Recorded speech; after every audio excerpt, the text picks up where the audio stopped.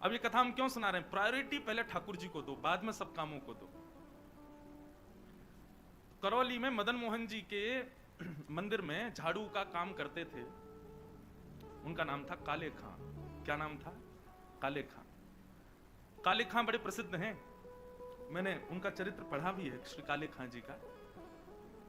तो काले खां जी के नाम से आज भी मदन मोहन जी की आरती होती है, तो ऐसा होता ही नहीं कि काले खां को प्रणाम नहीं कर दो। देखो कितनी बड़ी बात, हमारे हिंदुओं के इष्ट ठाकुर जी हैं और उनकी आरती होती है, तो आरती में एक विजातीय व्यक्ति का स्मरण किया जाता है, तब आरती संपन्न होती है श्री मदन मोहन लाल जी की। तो काले खां जो थे वो झाड़ू का काम करते थे मंदिर में, अपना घर चलाने के लिए उन्होंने ये कार्य स्वीकार किया। परंतु देखो यहां बहुत सारी बातें इसी कथा में सिद्ध हो जाएंगी। ठाकुर जी के प्रति प्रेम होने के लिए हमको हिंदू धर्म में होना, एक भक्त कुल में जन्म लेना, या हमारा एनवायरमेंट भक्ति युक्त होना जरूरी हो, ऐसा नहीं है।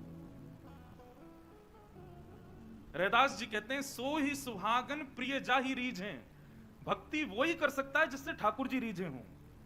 इसलिए अपने लिए ताली बजा लेना कि हम लोग कथा सुन रहे हैं, तो इसका मतलब ठाकुर जी हमसे रीझे हैं। आप अपनी इच्छा से सुन ही नहीं सकते, मैं अपनी इच्छा से सुना ही नहीं सकता।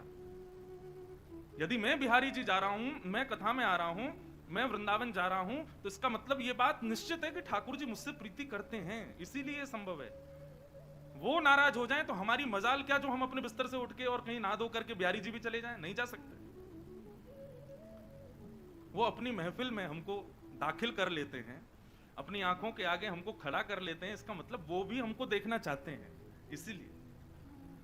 तो काले खां एक विजातीय व्यक्ति, हिंदू भी नहीं था, केवल अपने घर को चलाने के लिए झाड़ू का काम करता था मंदिर के पास। इसी बहाने उसको कभी कभी मदन मोहन जी दिख जाते थे। अब देखते देखते झाड़ू लगाते लगाते अब उसकी आदत में आ गया कि अब वो बिना श्याम सुंदर को देखे रह नहीं पाता।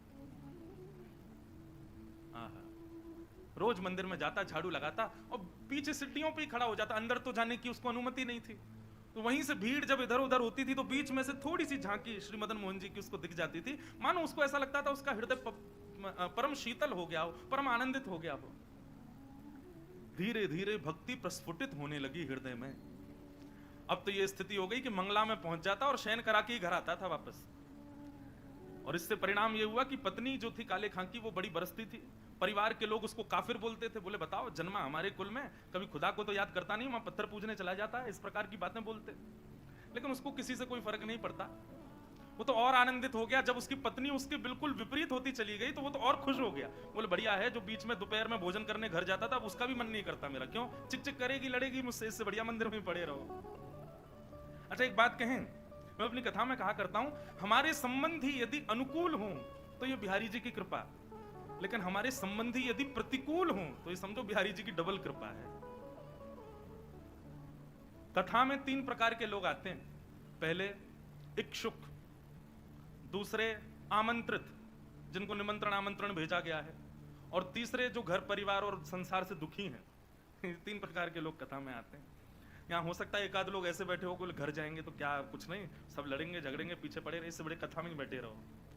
तो मंदिर कथाओं में जाने वाले 3 प्रकार के लोग होते हैं, इच्छुक, भक्त, आमंत्रित और दुखी दुखियारे बेचारे। तो काले खां को तो और अच्छा लगता, पत्नी बेचारी ऐसी विमुख हो गई कि अब तो वो पूरा दिन ही मंदिर में ही निकालता। लेकिन काले खां की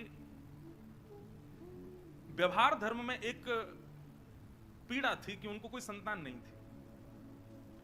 घर परिवार के लोग सब उसको बहुत डांटते थे, बोले अरे तू खुदा को भजा कर, वो तुझको संतान देंगे, वो तेरे को बेटा देंगे, तू किसको भजने चला जाता है, खुदा को पुकारता ही नहीं है, इसीलिए तो तेरे बालक नहीं हो रहा। अब तो रोज की इतनी चिकचिक हो गई कि काले खां एक दिन मंदिर गया, मदन मोहन जी का श्रृंगार दर्शन कर रहा था, दूर खड़े खड़े बोले हे मदन मोहन लाल जी, मुझे पुत्र की कामना नहीं है, मुझे संतान की कामना नहीं है, पर आपकी भक्ति करने में, आपसे प्रेम करने में बाधा बनती है मेरे परिवार के लोगों की बातें, और वो बातें तभी खत्म होंगी जब मेरे घर एक पुत्र हो जाए। हे नाथ, मुझे पुत्र की कामना नहीं, मेरी कामना तो ये कि सब चुप हो जाएं और मैं आपकी भक्ति करता रहूं, इसके लिए आप मुझे एक पुत्र दे दो। देखो कितने बढ़िया ढंग से ठाकुर जी से पुत्र मांगा, और कृपा ऐसी हुई कि कहां परिवार के लोगों ने जब ज्यादा बोलना प्रारंभ किया तभी खबर आई कि काले खां की पत्नी जो है वो गर्भवती। पहले तो आधे लोगों के मुंह बंद हो गए। काले खां भी सबको बोलते थे, बोले तुम लोग कहते हो खुदा को भजो तभी बालक होगा, दो मेरे मदन मोहन लाल जी ने भेज दी संतान, अब देखना होगी। फिर ये हुई कि अब बेटी हुई तो समझेंगे कि इसके ठाकुर जी ने दी, बेटा हुआ तो समझेंगे हमारे खुदा ने दिया। बोले ऐसा नहीं, ये तो हमारे ठाकुर जी कृपा करेंगे, उन्हीं की कृपा से ही हो रहा है। और काले खां के यहां पर एक पुत्र ने जन्म लिया। जन्म लेते ही महाराज काले खां बड़ा खुश, इसलिए नहीं कि पुत्र हुआ, इसलिए कि अब सबके मुंह बंद हो गए, अब मुझसे कोई कुछ नहीं कहेगा, अब मैं निरंतर मदन मोहन लाल जी का खूब दर्शन किया करूंगा। लेकिन हमारे ठाकुर जी सीधी सीधी जीवन जिए कोई, इससे ठाकुर जी को आनंद नहीं आता। हमें बिहारी जी बड़े चतुर हैं, खुद टेढ़े हैं तो इसलिए भक्तों का भी जीवन टेढ़ा मेढ़ा ही कर देते हैं। ये बात आप सबने अनुभव की होगी। जीवन में अगर 10-15 दिन बड़े खुशी खुशी निकल जाएं तो चिंता और बन जाती है, अब पता नहीं क्या होने वाला है, 10 दिन से कुछ हुआ नहीं है मेरे साथ, निश्चित कुछ तो होगा। अब काले खां का पुत्र 8 वर्ष का हो गया, सब आनंदित था, काले खां बड़ा प्रसन्न। अब तो जन्माष्टमी भी मनाता है, राधाष्टमी भी मनाता है, रामनवमी भी मनाता है, घर वालों को नहीं बताता, बस मंदिर में जाके सब उत्सव होते हैं उसमें आनंद करता है। 8 वर्ष का बालक काले खां का यमुना जी के तट पर, नदी के तट पर कहीं खेल रहा था अपने मित्रों के साथ, और एक सर्प ने उसको डस दिया। सर्प के डसते ही महाराज नीला पड़ गया उसका पुत्र, बेहोश होकर गिर गया। बालक दौड़े दौड़े गए काले खां के घर, काले खां तो मंदिर में था, उसकी पत्नी को जाके बताया। पत्नी रोते रोते मंदिर पहुंची, जाकर के बोली जल्दी चलो, हमारे बेटे को सर्प ने डस दिया है, वो नदी के तट पर बेहोश पड़ा है, मैं जा रही हूं उसके पास, तुम जाओ किसी झाड़ फूंक वाले को लेके आओ, हमारा बेटा मर जाएगा। लेकिन काले खां व्यस्त था ठाकुर जी की श्रृंगार आरती में, श्रृंगार आरती हो रही थी। पत्नी इतना बोल करके लौटने लगी, लौट करके उसने पीछे देखा कि आए कि नहीं, तो देखा तो काले खां तो ठाकुर जी को ही देख रहा था। पत्नी जाकर के बरसने लगी, बोले तुमको अभी भी यही दिख रहे हैं? अरे हमारा बेटा मरने वाला है, देरी करोगे, कोई झाड़ फूंक वाला नहीं पहुंचा तो उसकी मृत्यु हो जाएगी। लेकिन काले खां तो अभी भी मदन मोहन जी को ही देख रहे थे। पत्नी ने कहा यदि मेरे पुत्र को कुछ हो गया ना तो फिर देखना मैं क्या करती हूं, तुम्हें और तुम्हारे इस मदन मोहन को दोनों को देखूंगी मैं। ऐसा कहकर के पत्नी तो चली गई, काले खां वहीं खड़े रहे, नेत्रों से अविरल अश्रुधार बहाने लगे। इसलिए नहीं कि पुत्र को सर्प ने डसा, इसलिए हे मदन मोहन लाल, क्यों आप चैन से नहीं बैठने देते मुझको, क्यों आप चैन से मुझे दर्शन नहीं करने देते? ये सब मुझे पता है आपकी लीलाएं हैं, और ये सब क्यों करते हो ये भी मुझे पता है, मुझे परखने के लिए कि मैं अपनी स्थिति से च्युत तो नहीं हो रहा कहीं। लेकिन मेरा पुत्र दिया आपने था तो बचाओगे भी आप ही, और पुनः कहूंगा इसलिए नहीं कि मेरा पुत्र है, इसलिए कि मैं आपसे दूर ना हो जाऊं, बस मेरे पुत्र को बचाना। संध्या आरती के बाद जैसे ही कपाट बंद हुए, काले खां नदी के तट पर पहुंचा। भीड़ इकट्ठी थी। पत्नी को जैसी पता चला, काले खां बोले आगे ओझा को नहीं लाए, झाड़ फूंक वाले को, बोले वो तो मैं भूल गया। इतना कहना हुआ कि महाराज परिवार के लोगों ने काफिर काफिर कहकर के काले खां को सुनाना प्रारंभ कर दिया। दौड़ करके गए, ओझा को लेकर के आए। जैसे ही ओझा ने आकर के उसकी नबज आदि देखी तो कहा यह बालक तो जीवित नहीं है, इसकी तो मृत्यु हो चुकी है। सब रोने लगे। काले खां की पत्नी ने अपने पुत्र को गोद में उठाया और ले गई और मदन मोहन जी के द्वार पर जाकर के अपने पुत्र को रख दिया। बोले बहुत कहते थे मदन मोहन लाल जी ने दिया, मदन मोहन लाल जी ने दिया, तो ये जीवित करके दिखाएं इसको अब, और यदि ये जीवित नहीं हुआ खुद भी मर जाऊंगी, तुमको भी मार दूंगी और पूरे परिवार को नष्ट कर दूंगी इन्हीं की दहली पर। तब काले खां ने मदन मोहन लाल जी को निहारा, और निहार करके कुछ शब्द काले खां ने लिखे हैं, तो थोड़े उर्दू के अल्फाज, लेकिन हैं बहुत सुंदर। इनमें से कई शब्दों के अर्थ तो मुझे भी नहीं पता, उर्दू में है, पर एक बात कहें, भक्त की जब चरमोत्कृष्ट भक्ति हो जाती है ना, तो उसकी भक्ति शब्दों के रूप में निकलने लगती है। जब भक्ति चरम स्थिति में पहुंचती है, कहां मीराबाई ने नहीं गाया, सूरदास ने नहीं गाया, तुलसीदास ने, सबने गाया। एक बात नोट कर लीजिएगा, जिसने पाया उसने गाया, और जिसने नहीं पाया वो गा नहीं पाया कभी। यदि बिहारी जी मिलेंगे ना तो आप गाने का प्रयास नहीं करोगे, गाना अपने आप होगा, अपने आप प्रकट होंगे शब्द आपके मुख से।